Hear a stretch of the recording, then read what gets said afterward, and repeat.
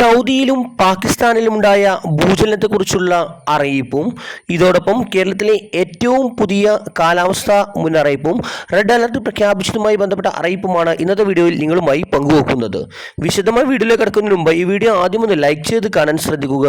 ഉപകാരപ്രദമായാൽ നിങ്ങളുടെ സുഹൃത്തുക്കൾക്ക് ഷെയർ ചെയ്യാനും ഈ ചാനൽ സബ്സ്ക്രൈബ് ചെയ്യാനും മറക്കാതിരിക്കുക. നമുക്ക് നേരെ വീഡിയോയിലേക്ക് കിടക്കാം.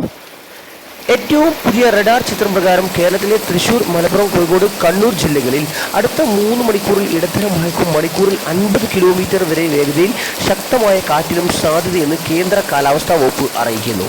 പ്രധാന റോഡുകളിലെ വെള്ളക്കെട്ട്, വാഹനങ്ങളിലെ കാൽച്ചിമങ്ങൾ എന്നിവയ്ക്ക് സാധ്യതയുള്ളതിനാൽ ഗതാഗത കുരുക്ക് ഉണ്ടാകാം. താഴ്ന്ന പ്രദേശങ്ങളിലും നദീതീരങ്ങളിലും വെള്ളക്കെട്ട് അല്ലെങ്കിൽ വെള്ളപ്പൊക്കം എന്നിവയ്ക്ക് സാധ്യത. മരങ്ങൾ കടപുഴകി വീണാൽ വൈദ്യുതി തടസ്സത്തിന് സാധ്യതയുണ്ട്. വീടുകൾക്കും കുടിലുകൾക്കും ഭാഗിക കേടുപാടുകൾക്ക് സാധ്യത. ഉരുൾപൊട്ടലിലും മണ്ണിടിച്ചിലിനും സാധ്യത.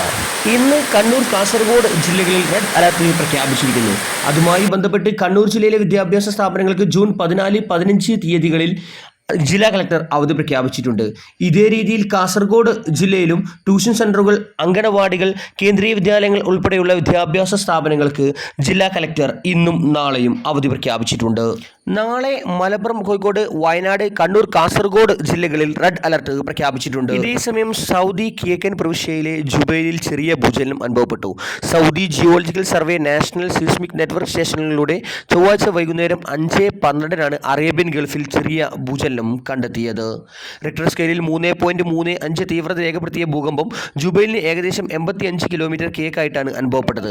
ഭൂകമ്പ തീവ്രത കുറവായിരുന്നാലും നാശനഷ്ടങ്ങൾ ഉണ്ടായിട്ടില്ല. അറേബ്യൻ ഗൾഫിൽ ഇന്ന് പുലർച്ചെ ഇന്ത്യൻ സമയം 1 മണിയോടെ 3.7 തീവ്രതയുള്ള ഭൂചലനം അനുഭവപ്പെട്ടതായി സൗദി ജിയോളജിക്കൽ സർവേ റിപ്പോർട്ട് ചെയ്തതായി വെതർമാൻ കേരള റിപ്പോർട്ട് ചെയ്യുന്നു. ഇതേസമയം പാകിസ്ഥാനിൽ ഭൂചലനം. റിക്ടർ സ്കെയിലിൽ 4.6 തീവ്രത രേഖപ്പെടുത്തിയ ഭൂചലനം വ്യാഴാഴ്ച രാത്രി 10:02 അനുഭവപ്പെട്ടത്.